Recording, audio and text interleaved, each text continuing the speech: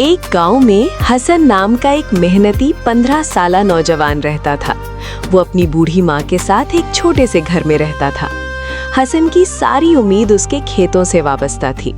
इस साल उसने बड़ी मेहनत से जमीन तैयार की और गंदम के बीज बोए।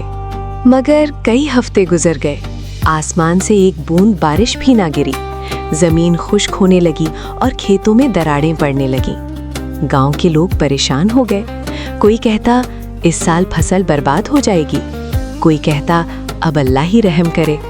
हसन हर रोज खेत में जाता, मिट्टी को देखता और आसमान की तरफ नजर उठाकर कहता, या अल्लाह, मैंने अपनी पूरी मेहनत कर दी है, अब सब कुछ आपके हवाले है।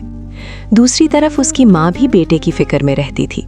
हर नमाज के बाद वो हाथ उठाकर दुआ करती, या अल्लाह, मेरे बेटे की मेहनत ज़ाया ना होने देना, इसके खेतों पर अपनी रहमत की बारिश बरसा दे। एक रात हसन ने देखा कि उसकी माँ तहज्जुद में खड़ी है। वो आंसुओं के साथ अल्लाह से दुआ मांग रही थी।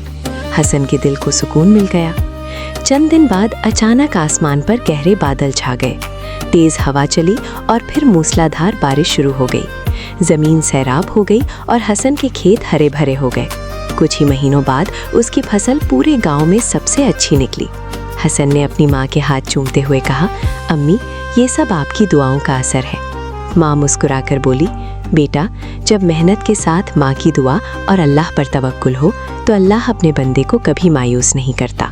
सबक: अल्लाह पर तवक्कुल, मेहनत और माँ की दुआ, ये तीन चीज़ें मिल जाएं तो अल्लाह नामुकम्मल को भी मुकम्मल बना देता है।